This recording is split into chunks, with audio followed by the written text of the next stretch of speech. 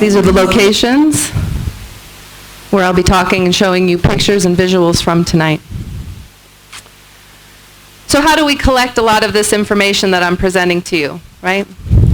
As I said, from visiting the field locations, but also by interviewing over the last 3 weeks, 72 people from different sectors, from the multilaterals like USAID, from the government at the national level here in Hargeysa, but also at the local level in the Sinag region. From businesses, I've been speaking with CEOs of businesses based here in Somaliland and also abroad. But most importantly, the landowners, the people who actually control what's happening to the frankincense. And in addition to the landowners, the communities, and the chiefs and the elders, whom without, there will be no change.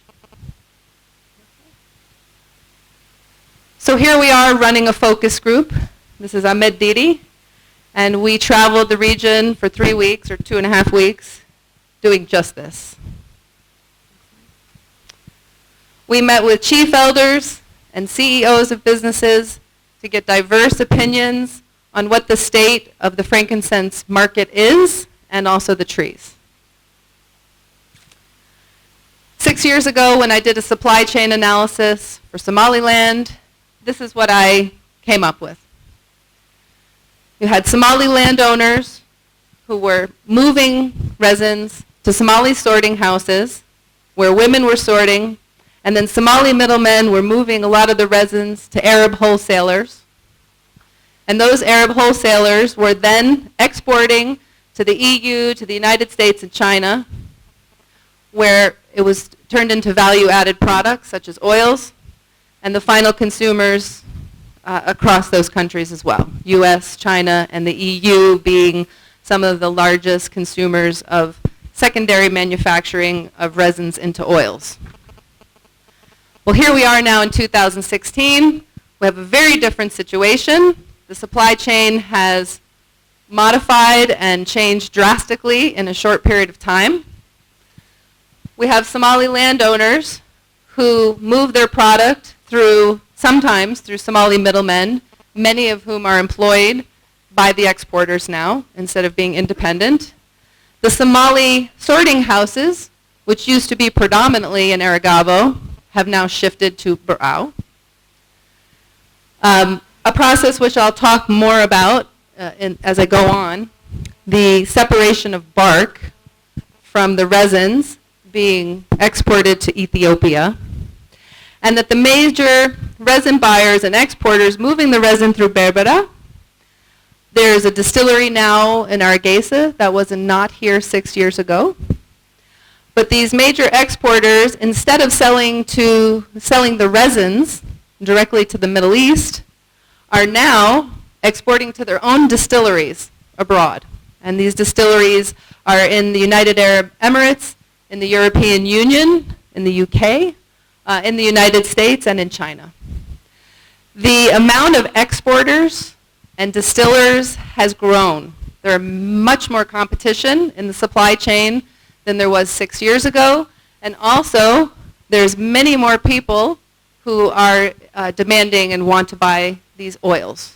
I'd like to pass a bottle of oil around, actually. If we can pass that around, people can see that. Okay, next slide. So here's the resin, and I'm sure most of you have seen it before. But what's changed so much in that supply chain is that this used to be the primary export to the Middle East. And now the oils that we're passing around is what's really demanded in the marketplace. Yeah? Next slide. This is a sorting station, a warehouse in Aragavo. This owned by Somgum. And they had some very beautiful resin stored there. Next slide. So I started to do an economic analysis of the changes in the supply chain to see what impacts this is having on the region. In 2010, as you can see from the slide here, 1 kilo of resin, of raw resin, was being bought from landowners and harvesters for about $1 US dollar.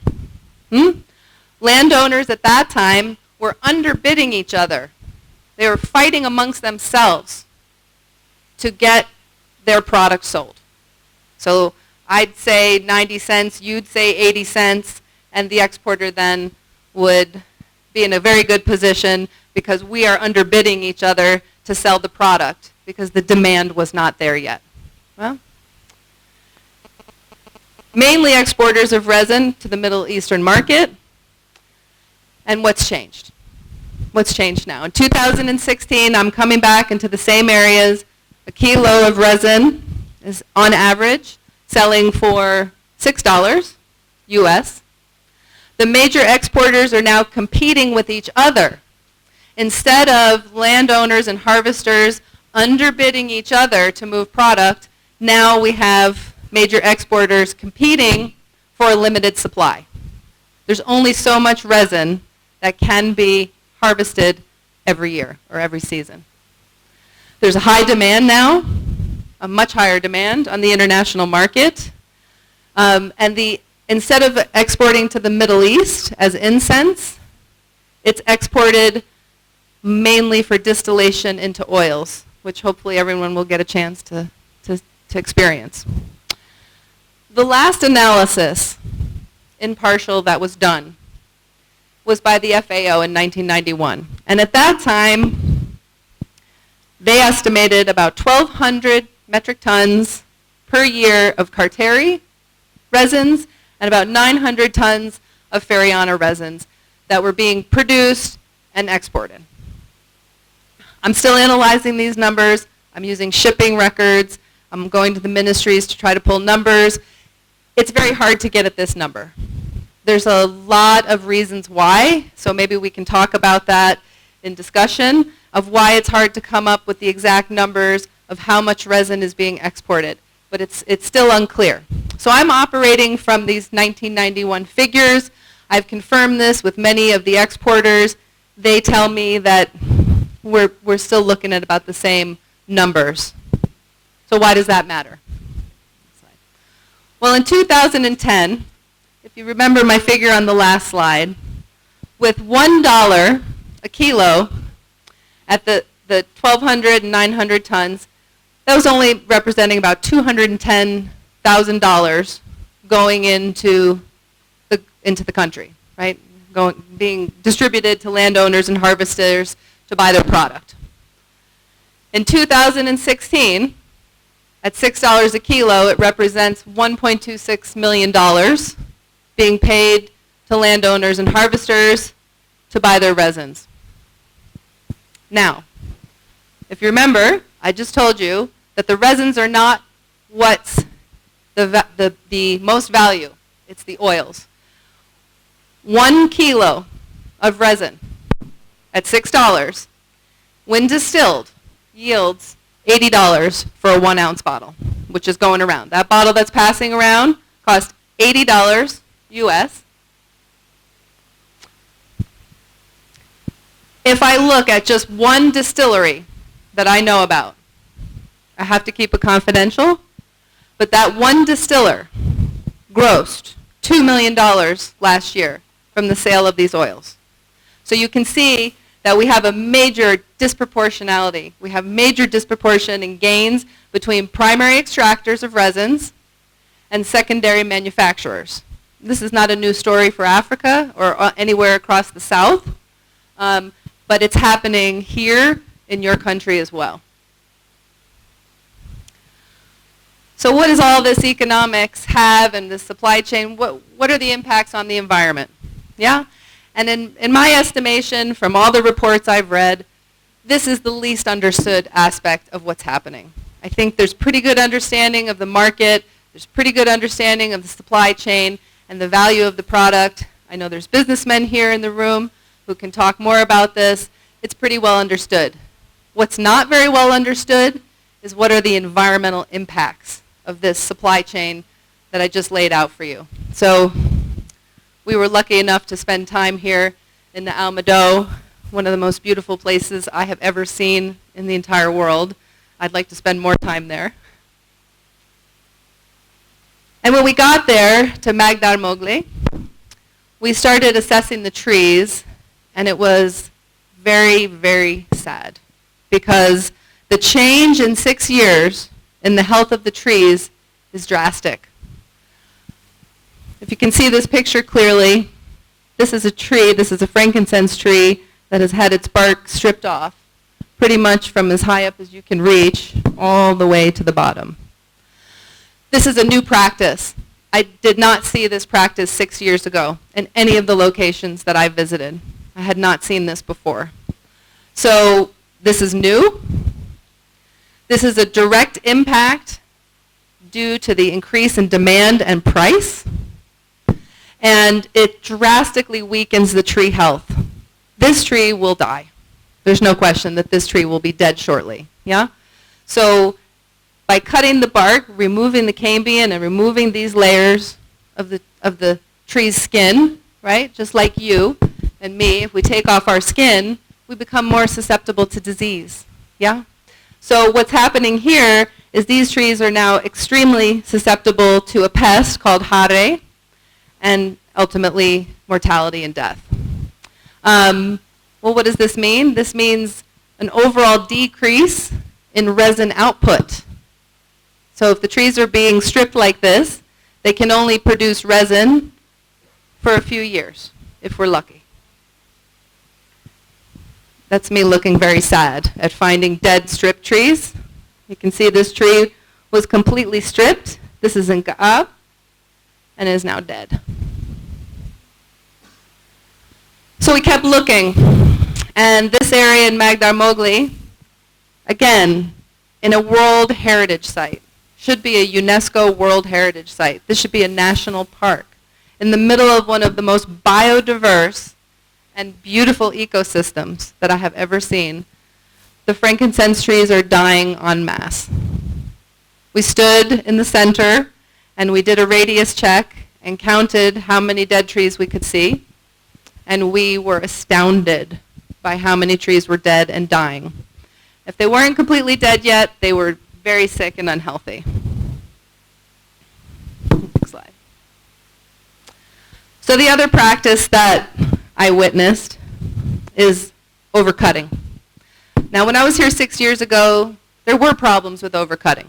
There were, but nothing like I'm seeing now. It has drastically accelerated.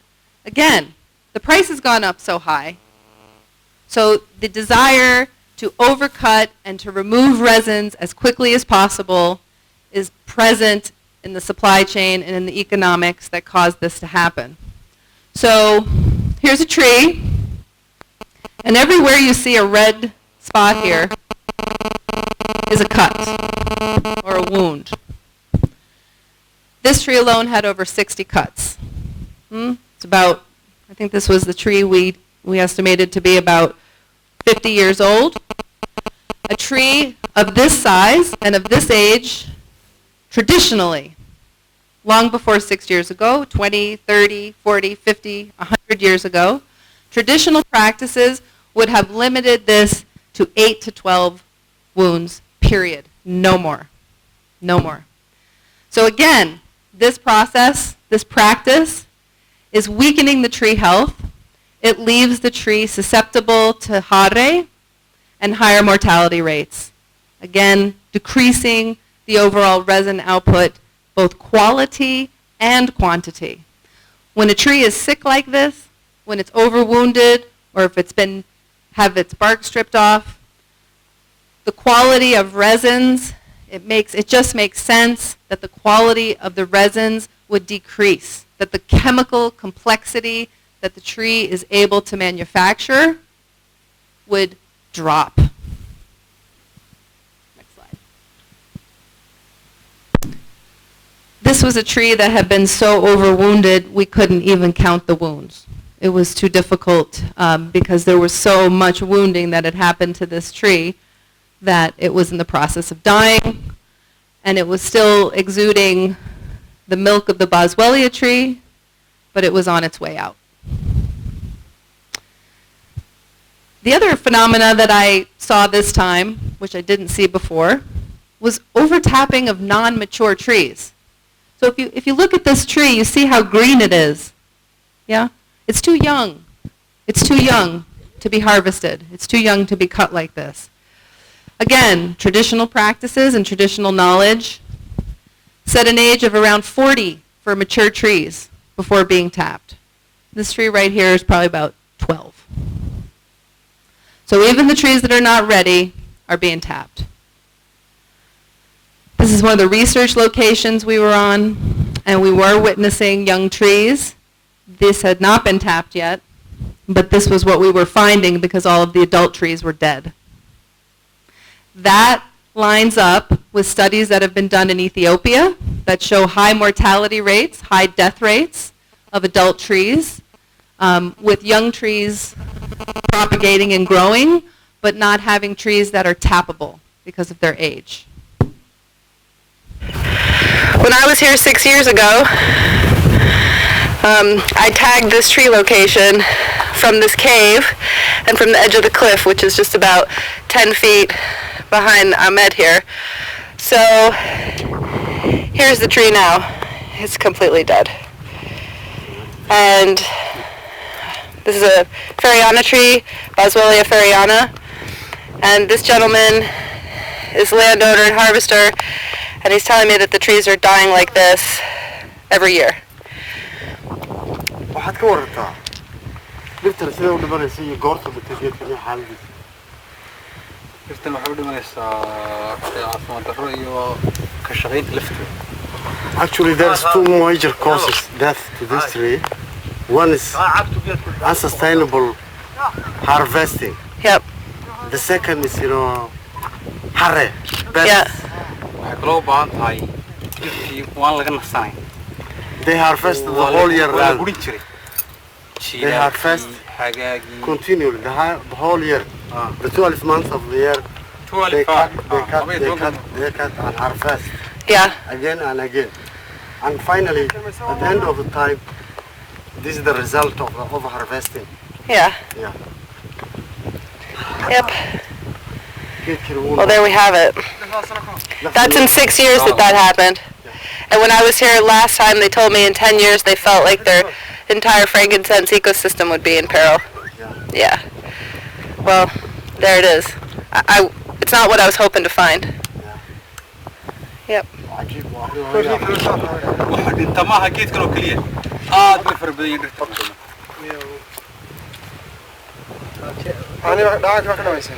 Steven, you want to go over there to give scale? You want to just stand down there at the end? Stay right there, Ahmed. We're going to give scale. Just stay there for a second. This tree was at least 60 years old when I was here, so this kind of corroborates that the adult trees are the ones that are dying out the fast. Everywhere we're going, we're seeing the trees 40 years and over are the ones dying. And here, I'm not really seeing any babies, though. Okay.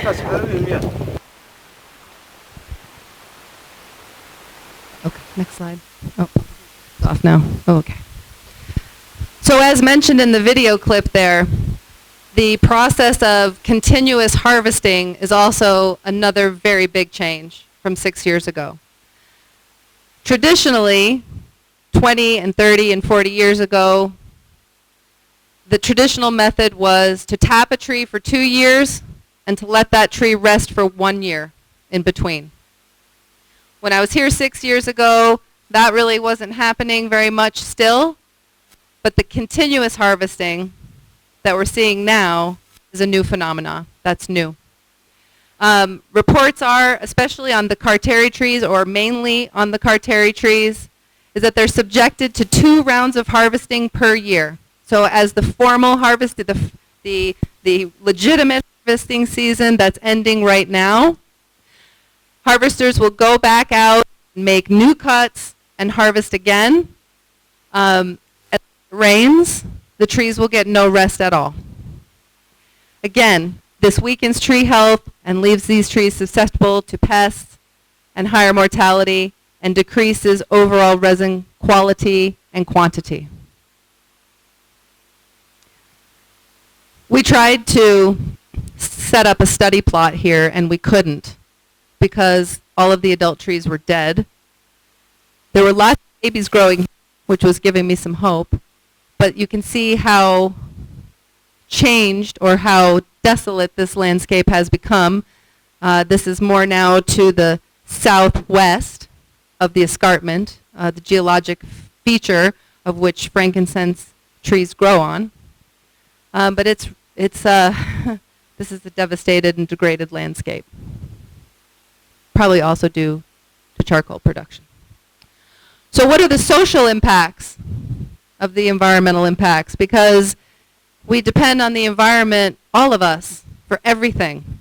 Our whole lives come from our subsistence comes from the planet. So it always has social impacts when the environment is degraded. Well, in this case, we have resource conflict leading to community destabilization and ultimately violence. I was seeing it in every community that I went into, that there's a real conflict between family members, clan to clan, buyer to buyer, exporter to exporter. We have a big competition going now to get at these resins because they're very valuable on the world market. But that's destabilizing these communities. Ecologically, it's destabilizing these communities because when you damage ecosystems and degrade land to this extent, you lose other services. You lose water, you lose biodiversity, you lose wildlife. Has very big social impacts. A crash in the supply leading to increased poverty is coming. Right now, what you're experiencing in the market is what we call a peak, where the resin quantity and quality is slowly starting to decrease, but the price is still high. So landowners aren't quite feeling the hurt yet, but it's peaking. And what happens with peaks is the longer you stay on the top of the peak, the harder the crash is economically and ecologically on the other side. The social impacts of this are displacement and having environmental refugees. We spoke with several people who were conveying to us that they will just have to move somewhere else because they have no other source of livelihood. This is it. This is what they have. And if the trees are gone, they will not be able to stay in some of these communities and they will have to move.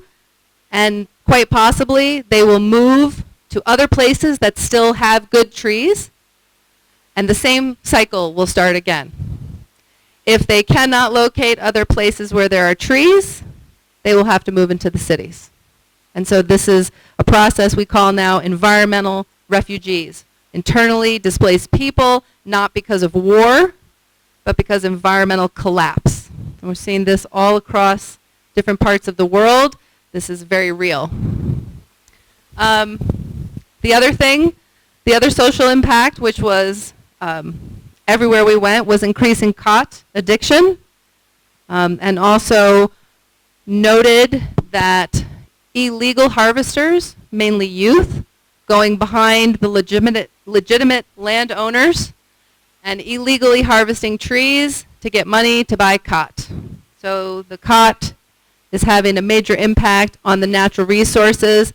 The combination of the degradation of the environmental condition along with increasing khat addiction exacerbates what we call a poverty trap and keeps people in poverty.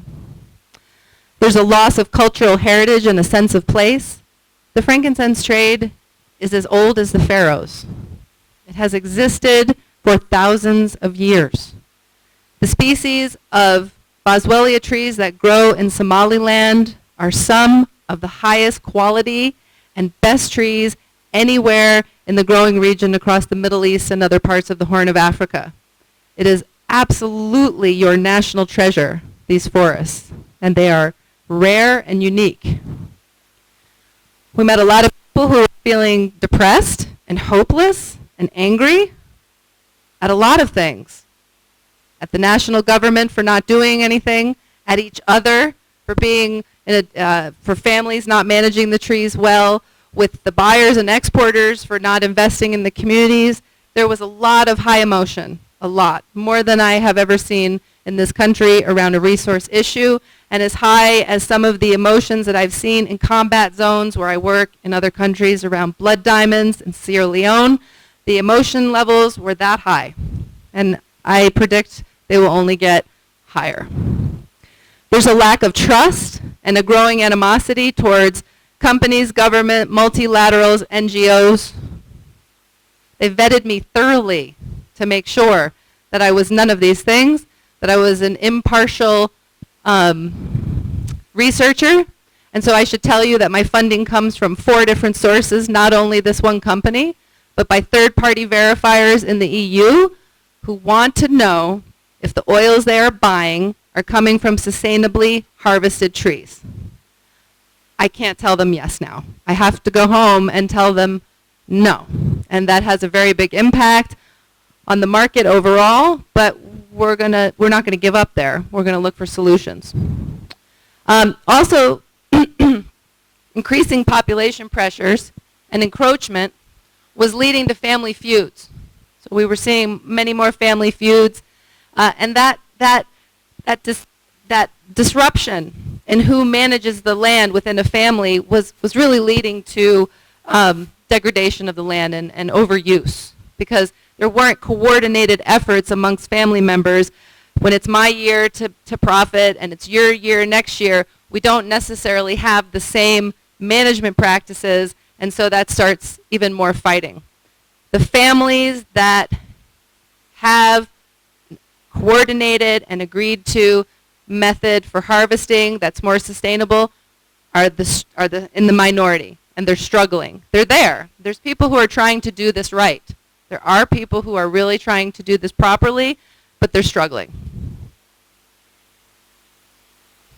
Is that another little video? Okay. So I've just asked him what he'll do if the trees in this area continue dying. ay dhimashadan sii socoto maxaad umalaysaa xaaladda noqonaysa xaaladdu waxay noqonaysaa inuu baaba isxaar noqonaya kadibna adiguna waad ka guuraysaa actually he said if this diets continue just the environment become very harsh and severe then with my family will abandon, will move from here to the towns. And so they'll become internally displaced people due to environmental collapse. When the frankincense trees die, does it affect the rest of the forest?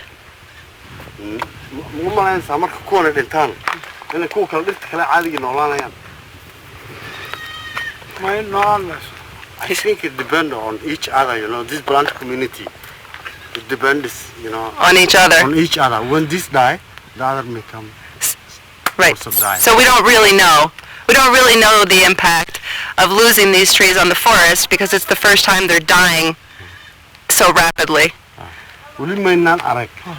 Wali ma ogin cawaaqibku wuxuu noqon doono marka kan baynu aragnaa dhibashadiisa. Cawaaqibka dambe waxa uu noqon doono. Wali ma ogin laakiin kullu waxa loo baahan yahay laga taxadiro. Yeah. Yeah. I explained, you know, we don't know the impact, what will be the impact. We know this one, if the other plants died, I think we'll see the result of that, you know. Right. So we don't know yet because it's happening very rapidly and it's the first time in his lifetime to have the trees die off like this due to overharvesting and pests. I'm very sorry.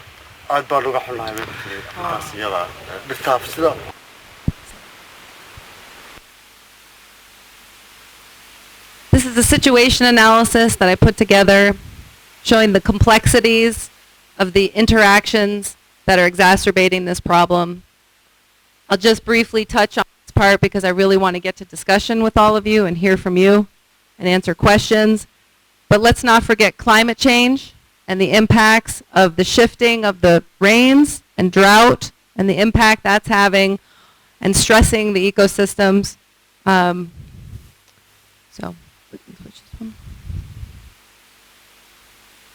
Well, there's always hope. And a lot of the hope that I saw is that these are extremely resilient trees. They grow in such a harsh spot. They occupy micro niches, we call them, in volcanic rock where small amounts of soil collect and a little bit of water, and they propagate. And they can also be propagated by clipping them and replanting them. So they have two mechanisms for growing: cutting from clipping and repropagating, and also from seed. The presence of baby trees in many of the locations that I went to signify that these forests can regenerate if they are well managed. If we act now, if something is done, these forests can regenerate. Of course, there still will be or might be a market glut where there will not be enough trees of mature age to tap. But there's hope. And so I want to leave you with a couple solutions. Next slide. I don't like to just talk, and I don't like to just do research. I actually like to get things done.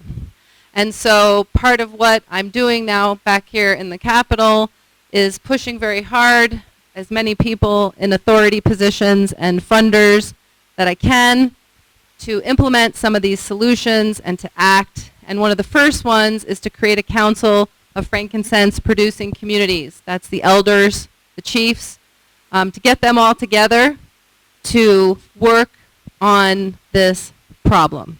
The second one is to establish a frankincense exporters association and build a business code of conduct for harvesting that would not allow stripping, overwounding, allowing the trees to rest, and providing investment incentives for landowners to comply. There needs to be at the same time a national ban and government enforcement on overharvesting. It can't just be the private companies or the landowners and chiefs. It has to be the government too. So we need a public-private partnership to deal with this. And that's partly would be enforced by a forest protection unit that, as I understand, existed in this country at one time. We need to support ongoing ecological monitoring of the growing region by independent evaluators like myself and the team that I work with. I could not do this by myself. And establish community-based forest protection and education initiatives.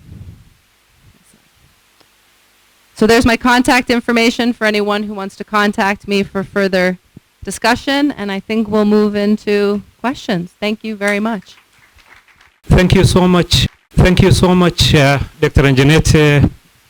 Actually, I mean, it's very distressing and very painful reports what's happening in the field, really, yeah.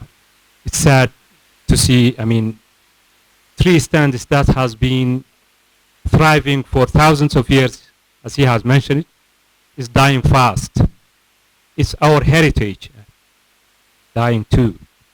So I know your study is focused on frankincense, but equally, you know, meh, malmal is also priced higher now than the ordinary frankincense. First of all, do you think it's also going through the same fate or not? That's one question. The other question is that, you know, you just lastly you talking about regeneration. That's where the hope is. But also, I mean, I don't know, before the collapse of the previous government, there was some attempts to domesticate frankincense. Already, you know, some other species are being domesticated, like the Cordoxia edulis, we call it ji'ib, the henna. So, given, you know, the spatial ecological niche that the frankincense thrives in, what are the challenges in domesticating frankincense? That's another question. A third question will be that, you know, most of this deparking olefrit is going, you know, the park goes to Ethiopia. Yeah. It's used widely in Ethiopia. I think that could be, it's a suggestion, that could be, you know, the authorities can stop, you know, exportation of that park. It can reduce, you know. So, and another question is that, you know, I mean, is that too much? I don't want to forget any of them. Okay. Okay. So the first one about myrrh, we intended to also do evaluation of the myrrh trees. That will be on the next trip. They grow in a different area, across a wider zone, and so it's unclear actually right now. I can't confirm or deny that the myrrh trees are in peril because we did not get to evaluation of them, but we plan to. It is definitely true that the demand for myrrh products and myrrh oils is increasing in the international market. All of these products now have new markets. The oils that's going around is some of the compounds in it are FDA in the United States, federally recognized and certified to treat arthritis for anti-inflammatory properties, used in anti-aging creams, and there are 6 trials currently going on in China and the United States for the ability of these oils and compounds in these oils to kill cancer cells. So this creates a very different market demand. Myrrh also has many medical applications. You can buy toothpaste made out of myrrh in the United States. It's very healing to the digestive tract. So it's under scientific study. All 3 are under scientific study for new uses. So we will be back to look more closely at the myrrh trees. Domestication is a very important question. We saw in Goodmo a small nursery that an elder had set up about 40 years ago where he planted just a few trees to experiment with them. They were doing quite well, actually. They were being watered and protected, and they were doing quite well. We saw another plot of land where his son had tried domesticating them and had successfully done that, but there has not been any academic institution that has taken on creating a nursery. We're proposing to do that at Sinag University in Aragavo to build capacity and research at the university, but it's the closest, it makes the most sense to experiment with propagation and domestication at that site in Aragavo. One of the challenges is that landowners become very nervous when you take clippings or seeds from the forest because they are afraid that they will be brought to Djibouti or to other countries and planted, and that Somaliland will lose its genetic rights, its genetic property, and that the trade will shift. There's already a lot of rumors that trees have been taken out of here and planted, again, in Djibouti, in Oman, in Yemen. And so the only way we could prove that is by genetic testing of the trees and looking at the genetics of trees in other countries. But so the domestication is extremely important, and we plan to set up a study site at University of Sinag, and so I encourage students to get involved in that with us. Thank you so much. I will not be asking more questions because, I hope more questions will be coming from the audience. The frankincense is sold. Too much income are coming to Somaliland. So when income are coming to Somaliland, jobs are created, things economically improved.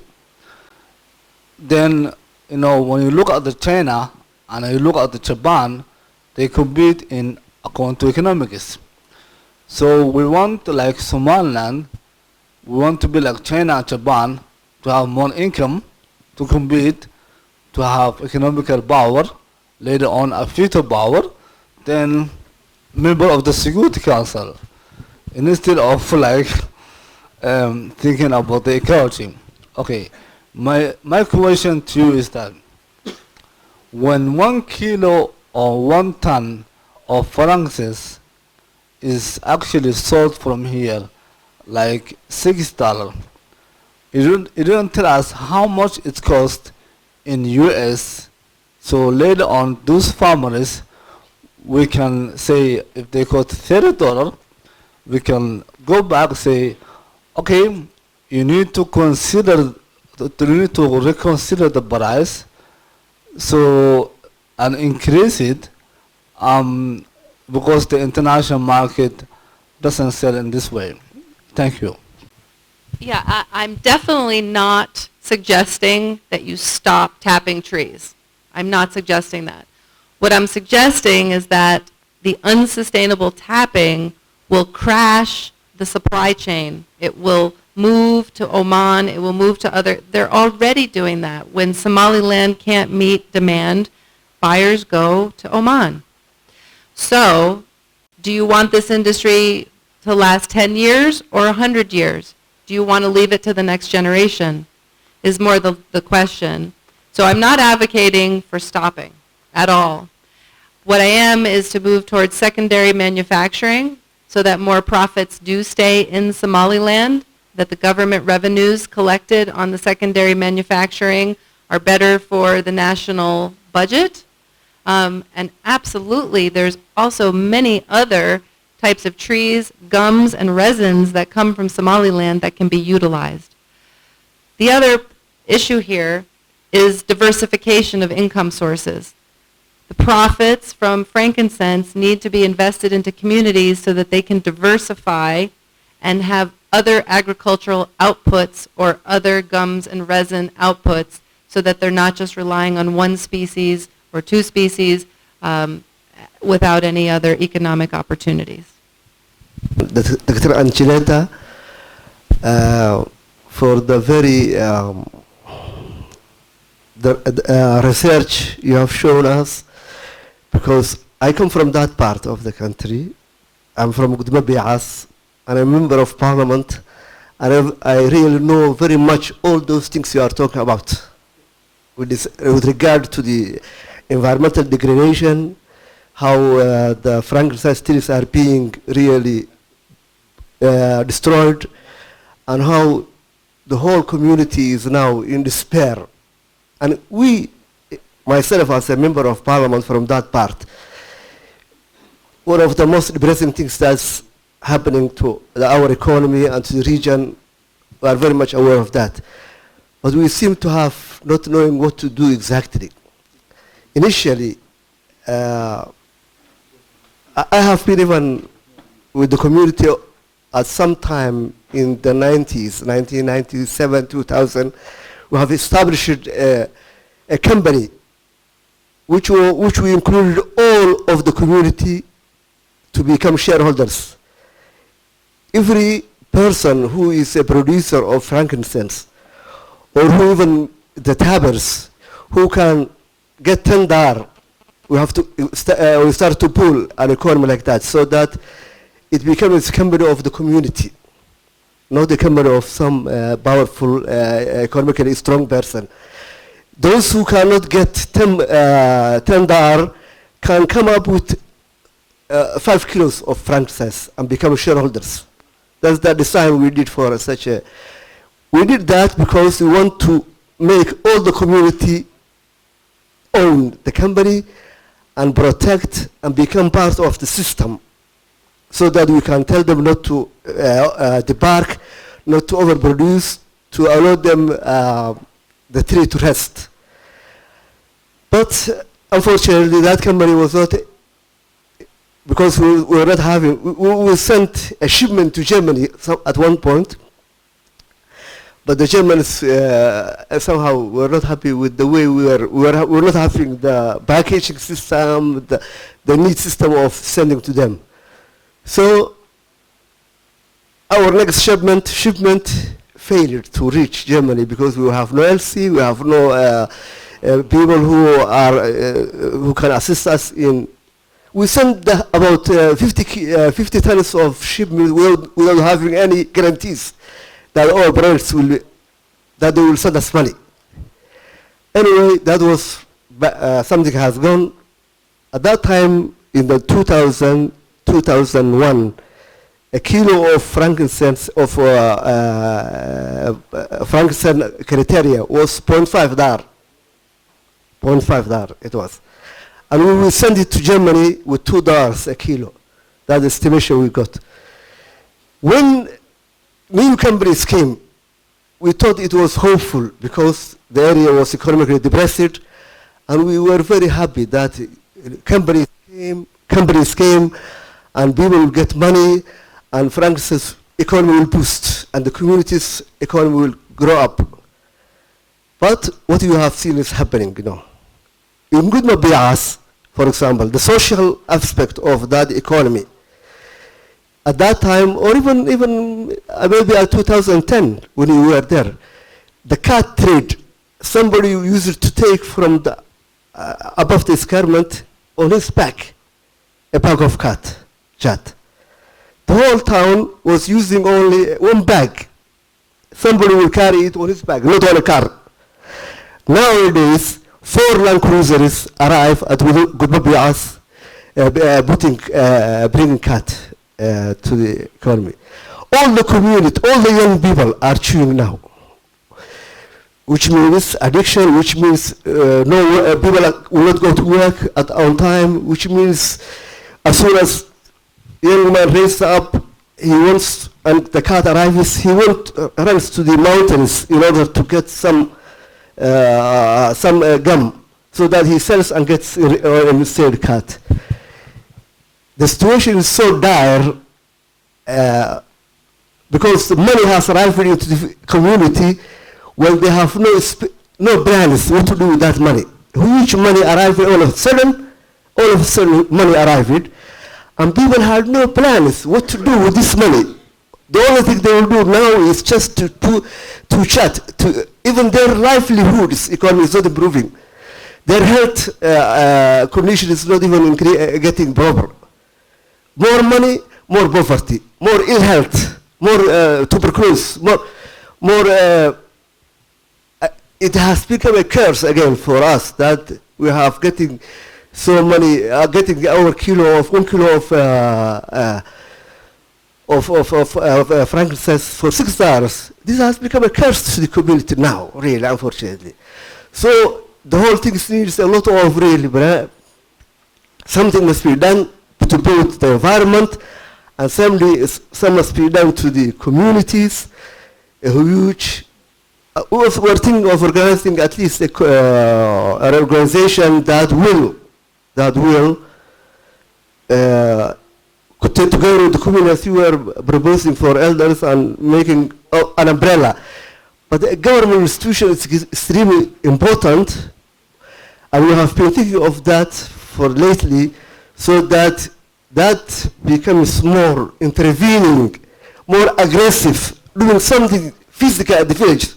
Unless we do that, which is a governmental institution, which works with the community and solves these huge problems, I think this is one of the ways we can approach these things. But thank you very much. Really, we just again, I was trying to forget it, but again, you have made me depressed again. Thank you very much. I would like to say, I would like to mention a few points for the solution. It's so sad we put profit above the people. It's so sad that we put credits above needs, even the rule of Allah from the rule of the people. It's so sad we use natural as a credit card. We buy for everything because of everything is related for money. We cutting trees of all 50% of trees in the world have been cutting for the last 100 years because of money. And actually, I would like to mention it one thing, that solution belongs to us, not about the government, not about the NGOs, not about it depends on each and every person of us have responsible. If we don't save the natural environment, we're not saving us. We can't leave it. It's our oxygen. It's everything for us. So I would like to add it that solution depends on the people, not anything else.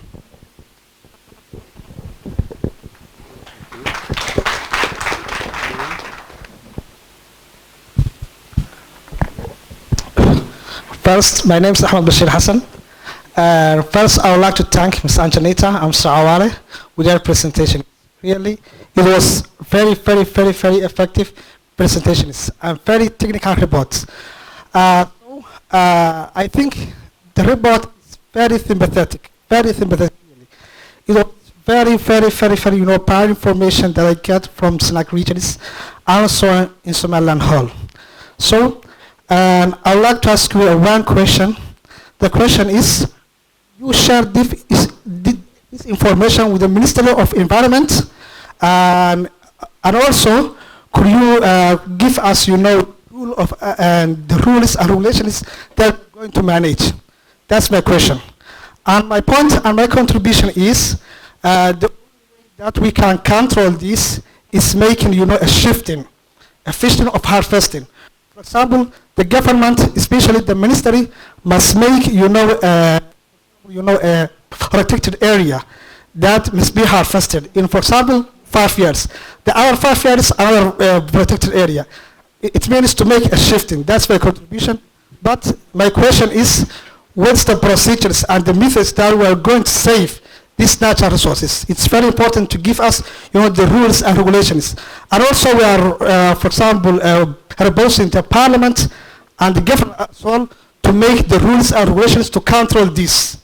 Unless we will be in danger as well. Thank you. بسم الله الرحمن الرحيم وصومالي بان اسكغا hadlaya hadii alla ka dhigo way fiican tahay runtii fikradaas soo jeedisay wasaaradda waa warbixinta waanu siinay xaaladdu siday tahay runtii iyada mas'uuliyadii qaranku saaran tahay oo hadii alla ka dhigayo deegaanka iyo ilaalintiisaba kulay waa kala hadalay wixii talaana waanu soo jeedino waa u gudbinay dhanka kale waxa weeye sida geedkan maaha geed dadku wada leeyahay waa geed la kala leeyahay oo ownershipkiisu shakhsiyaad ku kooban yahay marka ilaalintiisu way ka dhib badan tahay dhulka community ee la wada leeyahay inuu sida horta yara fahanaa qurux badan waayo waa beerlin leeyahay ma oran kartid way adag tahay sida u tiraahdaa geedkaaga xilligaa midho ka gooso waqtigaana ha ka goosanay marka arrintu waxay u baahan tahay daraasad intaa ka sii qoto dheer in runtii loogu kuurgalo sidii wax looga qaban lahaa tusaalahaan haddaynu soo qaadano dadku dee intuuga ku gurataa way jiraan laakiin inta badan cidda geedkan sidaa u isticmaashaa waxa weeye ciddii lahayd ee iyadu sheeganaysay marka wasaaraddu dee waxaan filayaa inaanay awoodu lahayn inaanay dee beerlin leeyahay aanay odhan karin war xilligaana ka guro xilligaana ha gurani it's very difficult to control this kind of unsustainable utilization of the resources and we informed the government and the Minister of Environment to control this unsustainable use of Frankincese and raisins. Thank you.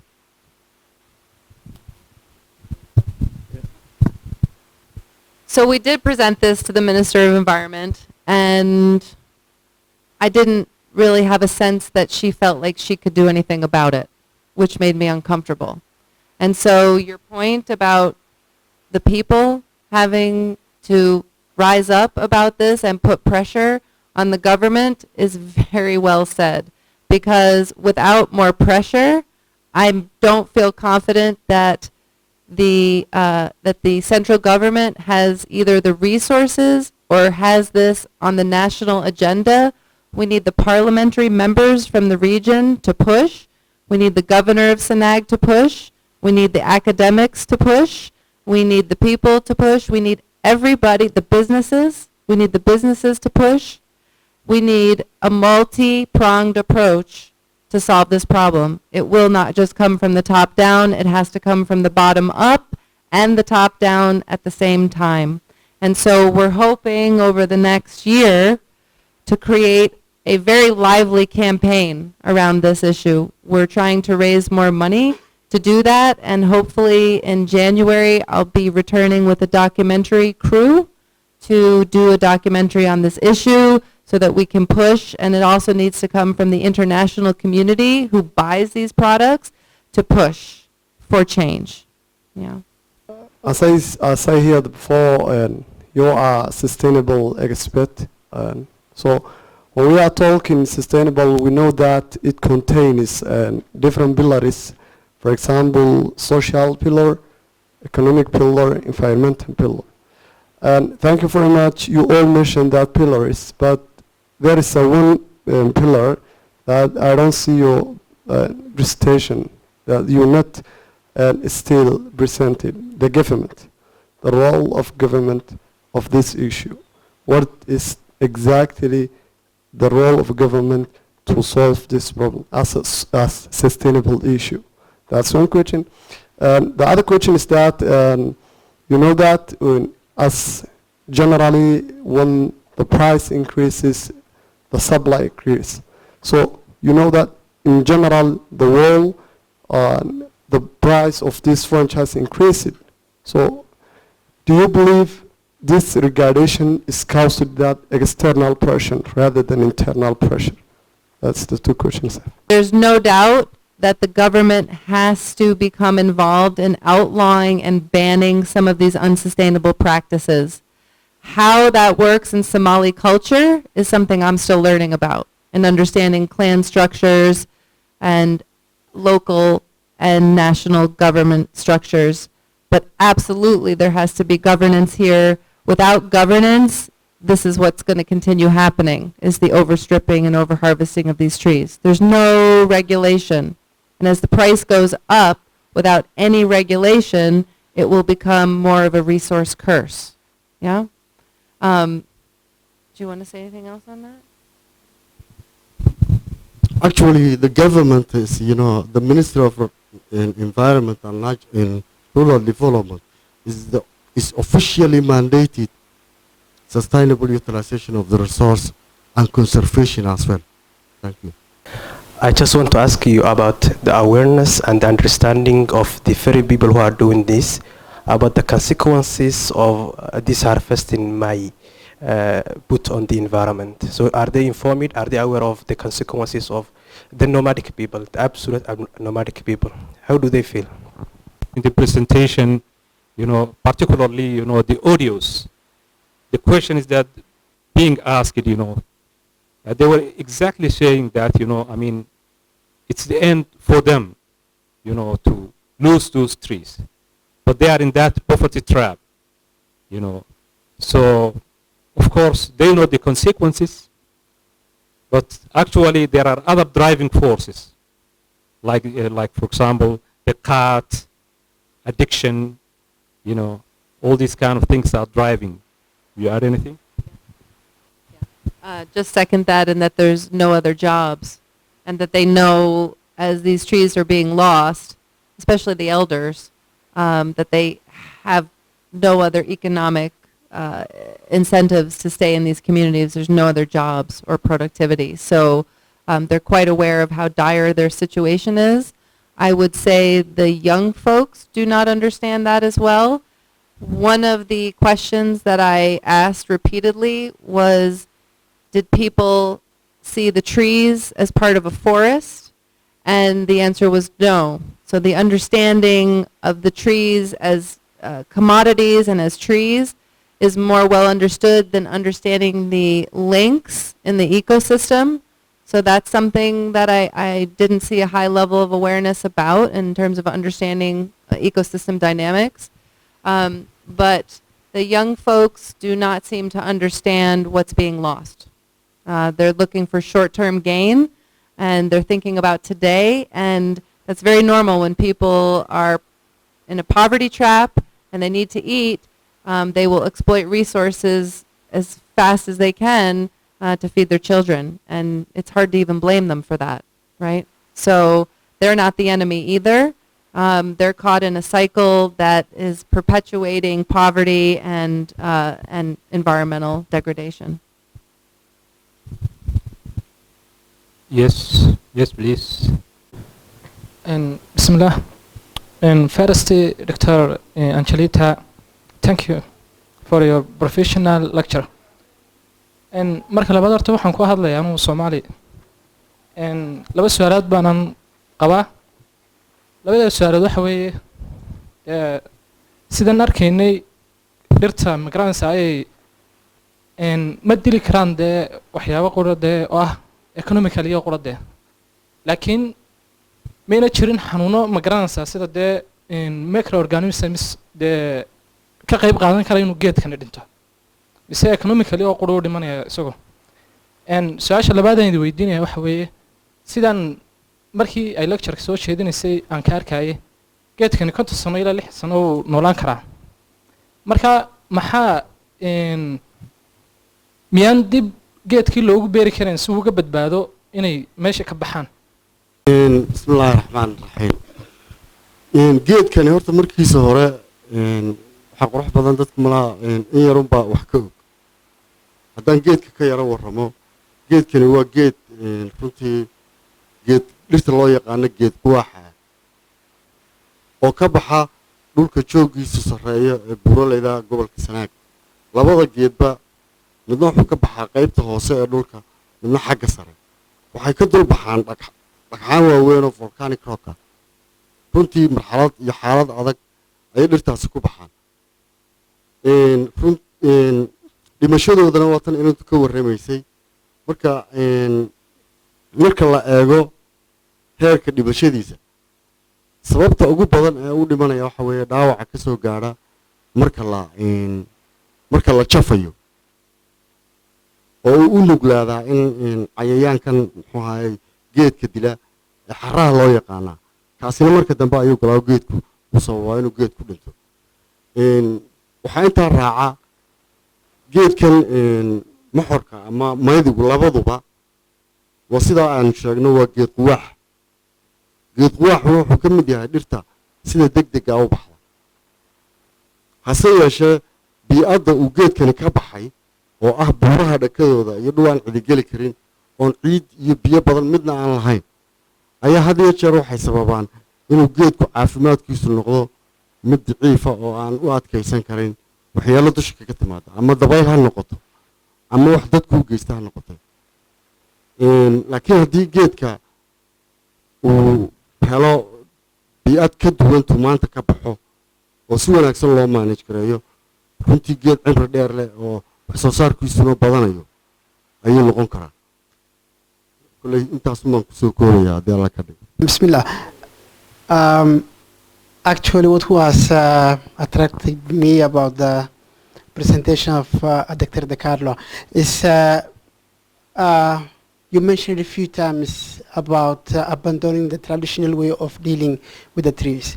What I was asking, I was wondering if it's the case to document the indigenous knowledge on these specific issues, and as far as I know, nothing is documented, or at least less is documented what could have been done.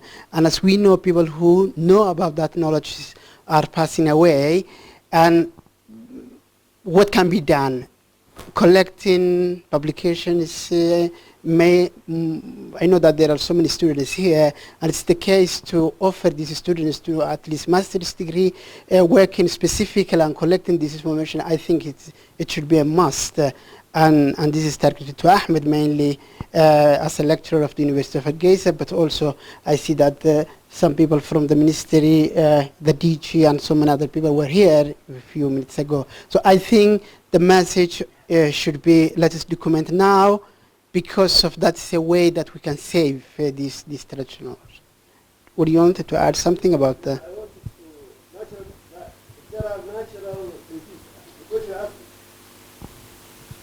Besides the cutting, there are natural diseases you have noticed that happen to trees in the area.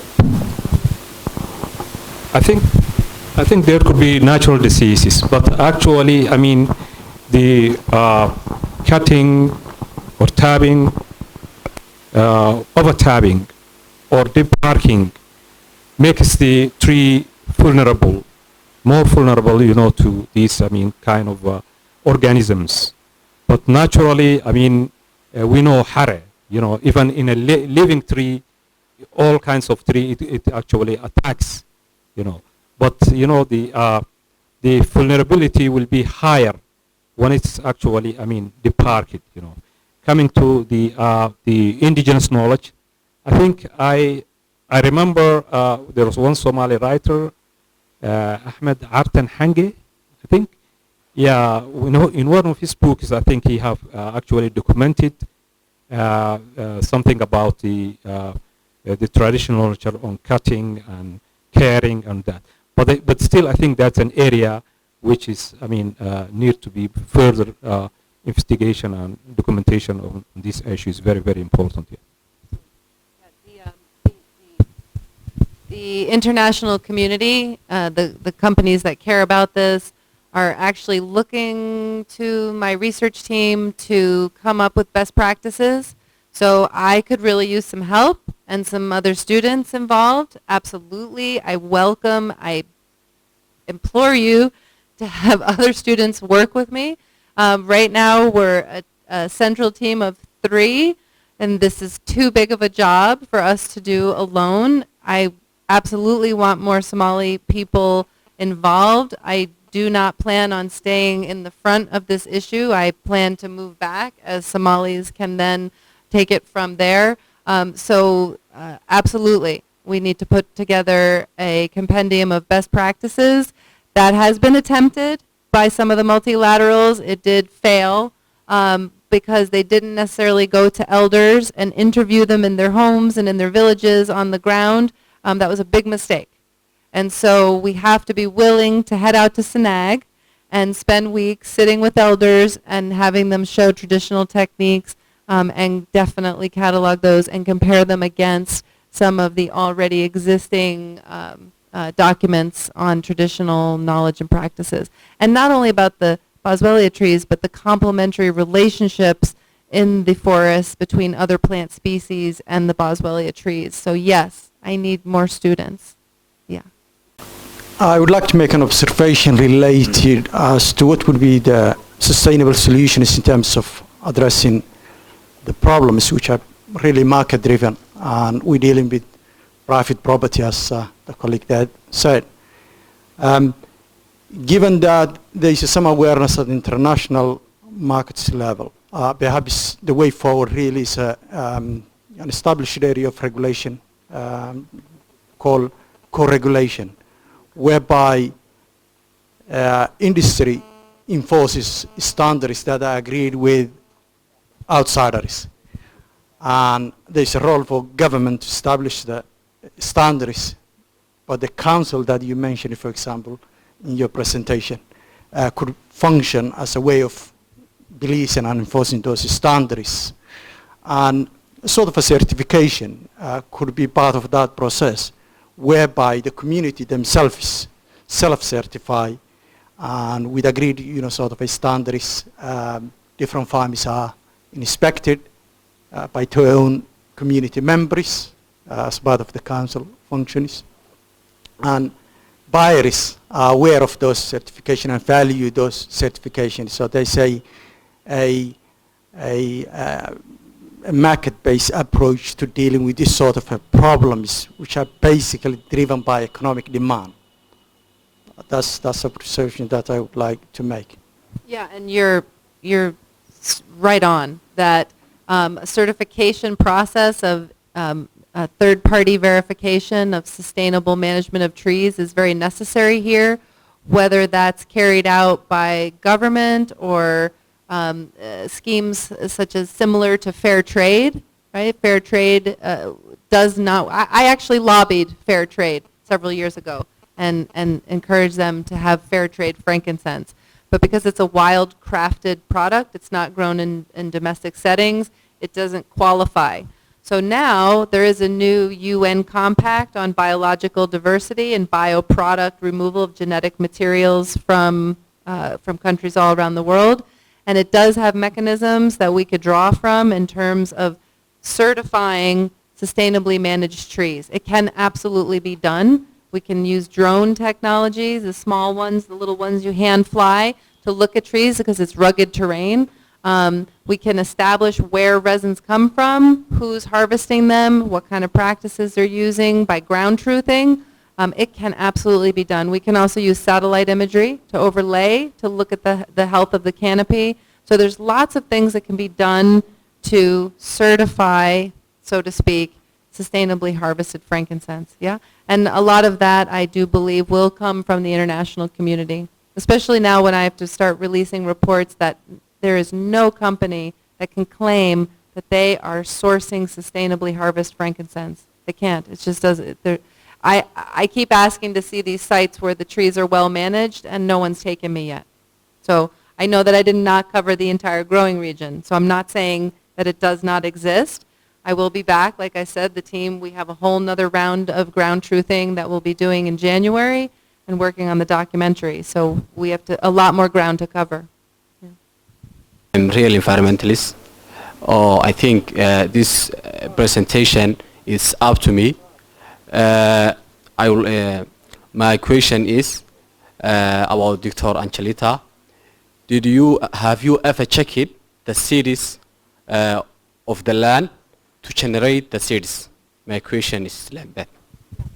So we have just begun to do that, taking soil samples and rock samples and trying to understand what the trees need and what are the limiting factors for them. That is not well understood here in Somaliland in regards to the endemic species that grow here.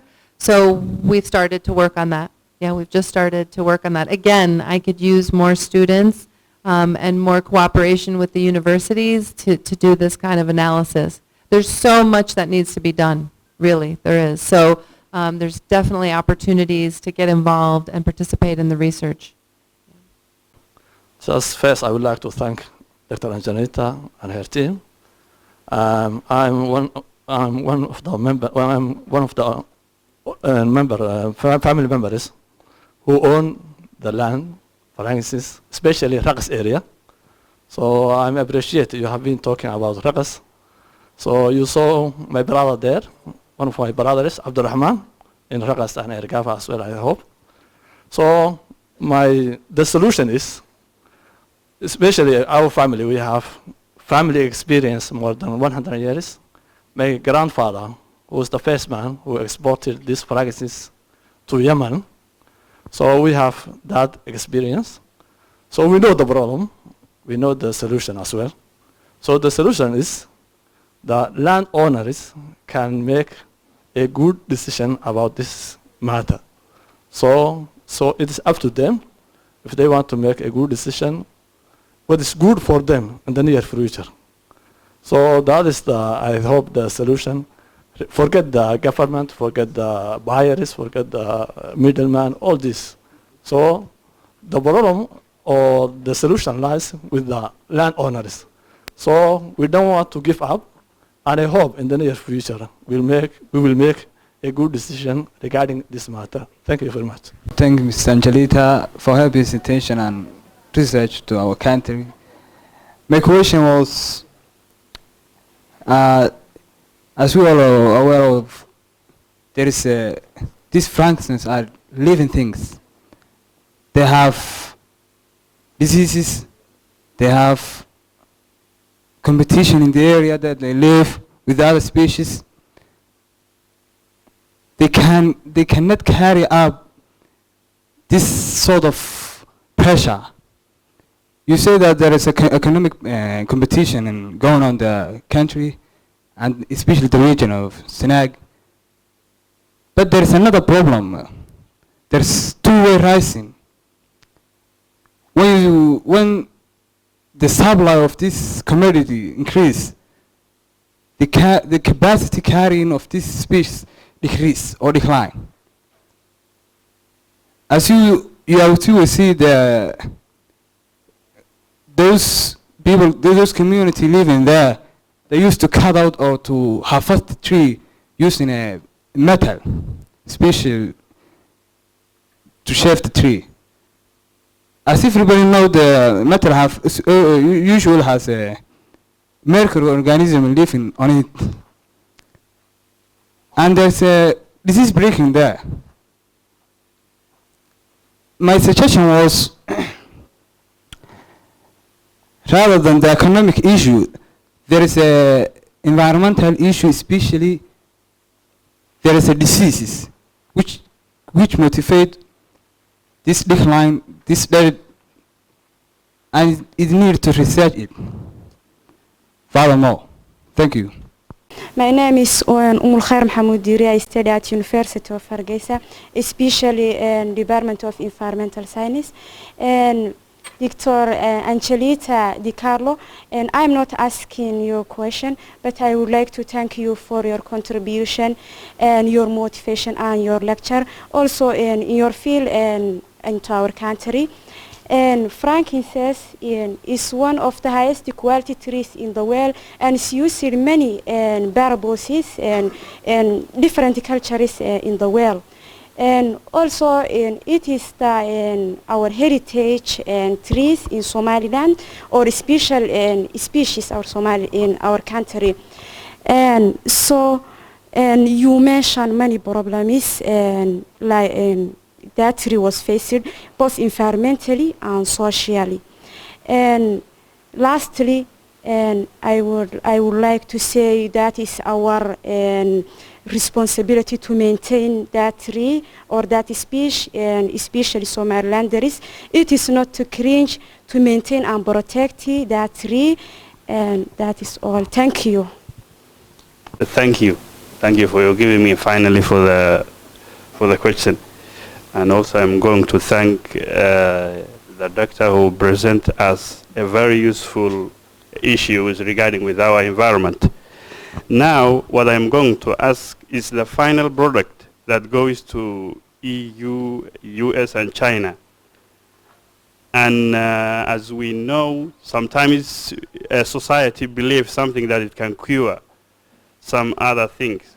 But unless it has done scientifically, that thing will might disappear before it has been proven, that issue.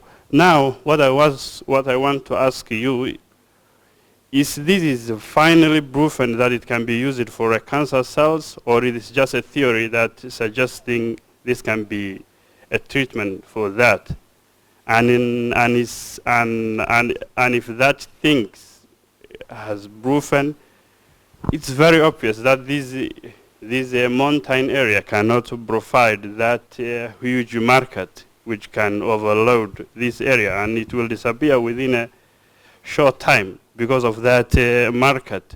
So what is the theory behind this oil? Is it scientifically proven, or is it just something goes on? Thank you. Just about 3 weeks ago, one of the initial findings was released in the medical journals as having a positive impact on killing cancer cells. The trials are showing good results. They are not completely finished. They're ongoing, but the results are coming in already. This is from the medical community, the international medical community. So these are peer-reviewed results and studies that are definitive. So the initial findings that are coming in is that yes, there are components within these oils, over 330 chemical compounds, very complex chemical profile to these oils, and that there are compounds within the oils that have the ability to kill cancer cells up to stage 4. To very, very aggressive forms of cancer. So this is good news and bad news at the same time, because the oils are extremely valuable in medical applications. But as you said, this could create more of a resource curse situation and drive the price up even higher. So I know the Chinese are really looking to get a hold of more oils and more resins as the oncological trials are continuing. So there's some happening in China, some at Oklahoma State, Virginia Tech. There's also trials with melanoma in animals, using it on horses, had very good results. We're able to completely cure tumors, and these are medical professionals, peer-reviewed studies. So they're the highest form of science that we have. So also, I should mention that pharmaceutical companies are working quite diligently to be able to synthesize some of these compounds in the lab because they realize that the primary source might not be here much longer, and that's what Big Pharma does. It's part of their process to take natural compounds and then look to synthesize them in the lab, and that research is underway as well. You can buy frankincense oil in the West that is not really from a tree. We call it synthesized frankincense, but it's usually not as effective. And so There's lots of research going on right now on the medical applications for frankincense oils, for Carteri and Feriana, both. Thank you, your presentation. And I am one of the in Ministry of Environment, and I worked with this and Busuelia and Camifora, and also we have 6 species in here in Somaliland for gummies and raisins. It is 2 for Busuelia, Carteri, and Ferrarina in Senag, while Camifora 2 species, Chudati and Hadi, is in also in Senag and other parts of the country, and 2 acacia type of gummies. Also we have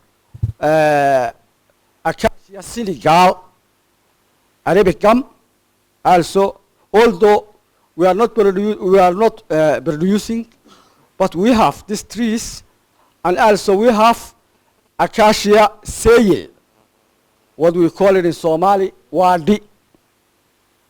And also we saw when I used to work in this field, we saw that the problem is the people are making this nowadays villages on the sites of where the plants were growing near, and then this problem was duplicated the problem, these villages, and also this cat is another problem, as well as where the position of the trees are very large place that cannot control the ministry, because it is from Elayo in east, from Sahel in west. It's large area and remote area. So we cannot, these days we cannot afford to control all this area. And even the owners of these trees are rented. While they rented, some who were rented, they were of a tabbing. When they offer tabbing or the barking at the night time, the trees were dying. And another problem is when they generate another young trees, there was goats that can cut the young shootlet. Because previous times, the area of this cross were remote, far from the animal and far from the people, except the tabbing people. And that's another increasing the problem. And propagation. The propagation, we saw the Carteri can propagate, but we cannot propagate the Busuelia Ferrarina. Carteri, 1 tree grows in Ergafo, and 1 tree grows by propagation and grows in Las Idli. But both trees, when they come from their niche and they transfer to another environment, they cannot produce as it was when they were in their climate. But Camifera can propagate easily, and also Camifera has not variable. It's variable as Busuelia. Thank you very much. Okay, the presentation you made was shocking to me. Although it came from that particular region, I didn't realize the magnitude of the problem. And I think one of the things we have to do is to have some sort of awareness in the political sphere of the country. I think the political leaders of the country are not aware of the magnitude of the problem and not taking into consideration in their political platforms. I know that it is a commercial good but it's also issue of identity and culture and history for us, and the two should be balanced. Therefore, by experience, I know our institutions are unable and unwilling to intervene in things like that. Therefore, the regulation of this country is not in near future closer to take any action in order to have a sustainable harvesting. Therefore, can we advocate for total ban or abolishment of export of Syrians out of the country, and then urge the government to have alternative economic income for the people who are there? Otherwise, I think we will be able to speak and do a lot of things, and at the end of the day, Frankincese will be history that Somaliland when it had. Thank you very much. The government alone cannot tackle such problem, so that it requires, to establish strong linkage among the, government, civil society, international institutions, and private companies. After that, the government can, can do something. The other important thing is, as you know, this kind of Boswellia trees is privately owned, not the communal trees. So that it's very difficult. Markasta, it's very difficult to control, unsustainable harvesting of this tree, because it's privately owned. So that I'm suggesting, to undertake a further, investigation and research on, regarding, the usuries. It's, the usuries and the landowners are too different. Some of the landowners, they rent their lands to, to youth or, somebody else. After that, the one who rented the trees can immediately, harvest the trees unsustainably. The whole year round, they cut until the trees dying.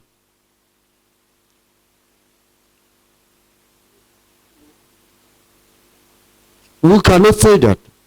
Nobody can say that. Nobody can say that. It's a national asset. Actually, it requires, further research.